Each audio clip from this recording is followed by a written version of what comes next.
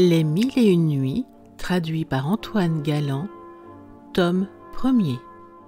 Nuit 165. Shemselnihar se mit donc au milieu des 10 femmes qui l'avaient attendue à la porte.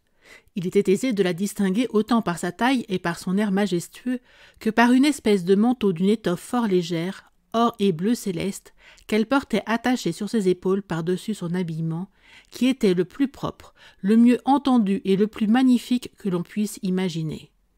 Les perles, les diamants et les rubis qui lui servaient d'ornement n'étaient pas en confusion.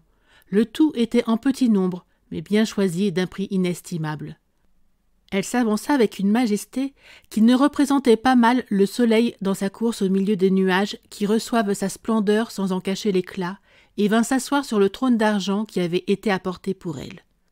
Dès que le prince de Perse aperçut Shemselnihar, il n'eut plus d'yeux que pour elle. « On ne demande plus de nouvelles de ce que l'on cherche, dit-il à Ebn Thaher, d'abord qu'on le voit, et l'on n'a plus de doute sitôt que la vérité se manifeste. Voyez-vous cette charmante beauté? C'est l'origine de mes mots que je bénis et que je ne cesserai de bénir, quelque rigoureux et de quelque durée qu'ils puissent être. À cet objet, je ne me possède plus moi-même. Mon âme se trouble, se révolte, je sens qu'elle veut m'abandonner.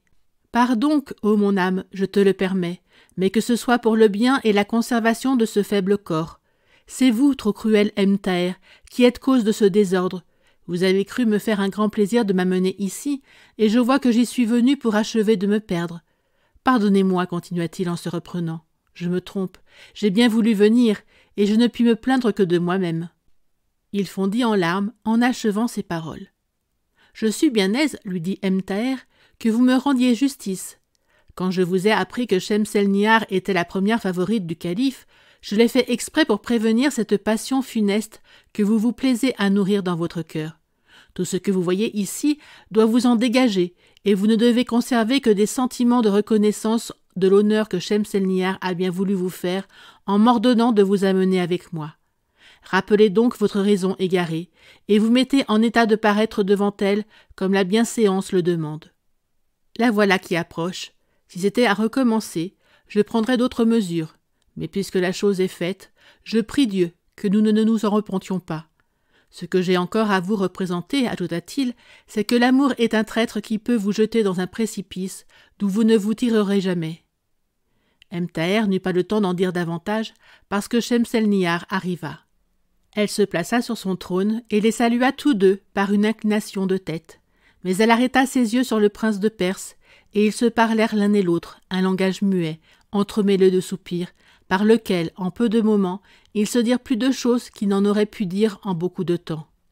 Plus Shemselnihar regardait le prince, plus il trouvait dans ses regards de quoi se confirmer dans la pensée qu'il ne lui était pas indifférent. Et Shemselnihar, déjà persuadée de la passion du prince, s'estimait la plus heureuse personne du monde. Elle détourna enfin les yeux de dessus lui pour commander que les premières femmes qui avaient commencé à chanter s'approchassent. Elles se levèrent, et pendant qu'elles s'avançaient, les femmes noires, qui sortirent de l'allée où elles étaient, apportèrent leurs sièges et les placèrent près de la fenêtre et de l'avance du dôme où étaient Ebn Thaher et le prince de Perse, de manière que les sièges, ainsi disposés avec le trône de la favorite et les femmes qu'elle avait à ses côtés, formèrent un demi-cercle devant eux. Lorsque les femmes qui étaient assises auparavant sur ces sièges eurent repris chacune leur place avec la permission de Shemselnihar, qui le leur ordonna par un signe, cette charmante favorite choisit une de ses femmes pour chanter. Cette femme, après avoir employé quelques moments à mettre son luth d'accord, chanta une chanson dont le sens était que 2 amants qui s'aimaient parfaitement avaient l'un pour l'autre une tendresse sans borne, que leur cœur, en 2 corps différents, n'en faisait qu'un, et que lorsque quelque obstacle s'opposait à leur désir, ils pouvaient se dire les larmes aux yeux. « Si nous nous aimons parce que nous nous trouvons aimables, doit-on s'en prendre à nous? Qu'on s'en prenne à la destinée. » Shemselnihar laissa si bien connaître dans ses yeux et par ses gestes que ses paroles devaient s'appliquer à elle et au prince de Perse, qu'il ne put se contenir. Il se leva à demi, et s'avançant par-dessus le balustre qui lui servait d'appui, il obligea une des compagnes de la femme qui venait de chanter de prendre garde à son action. Comme elle était près de lui, « Écoutez-moi, lui dit-il, et me faites la grâce d'accompagner de votre luth la chanson que vous allez entendre. » Alors il chanta un air dont les paroles tendres et passionnées exprimaient parfaitement la violence de son amour.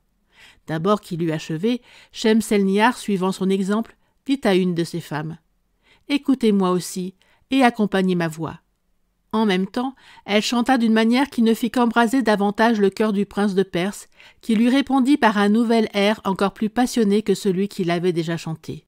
Ces deux amants s'étant déclarés par leurs chansons leur tendresse mutuelle, Shemselnihar céda à la force de la sienne. Elle se leva de dessus son trône, toute hors d'elle-même, et s'avança vers la porte du salon. Le prince, qui connut son dessein, se leva aussitôt et alla au-devant d'elle avec précipitation. Ils se rencontrèrent sous la porte, où ils se donnèrent la main et s'embrassèrent avec tant de plaisir qu'ils s'évanouirent. Ils seraient tombés si les femmes qui avaient suivi Shemselnihar ne les en eussent empêchés. Elles les soutinrent et les transportèrent sur un sofa, où elles les firent revenir à force de leur jeter de l'eau de senteur au visage et de leur faire sentir plusieurs sortes d'odeurs. Quand ils eurent repris leurs esprits, la première chose que fit Shemselnihar fut de regarder de tous côtés, et comme elle ne vit pas Ebn Thaher, elle demanda avec empressement où il était. Ebn Thaher s'était écarté par respect, tandis que les femmes étaient occupées après leur maîtresse, et il craignait en lui-même avec raison quelque suite fâcheuse de ce qu'il venait de voir. Dès qu'il eut ouï que Shemselnihar le demandait, il s'avança et se présenta devant elle. La sultane Scheherazade cessa de parler en cet endroit, à cause du jour qui paraissait. La nuit suivante, elle poursuivit de cette manière. Merci d'avoir écouté cette vidéo. Si cette vidéo vous a plu, vous pouvez vous abonner gratuitement à la chaîne Coin Livre Audio. N'oubliez pas de liker avec le pouce vers le haut. Vous pouvez aussi me laisser un commentaire. À bientôt.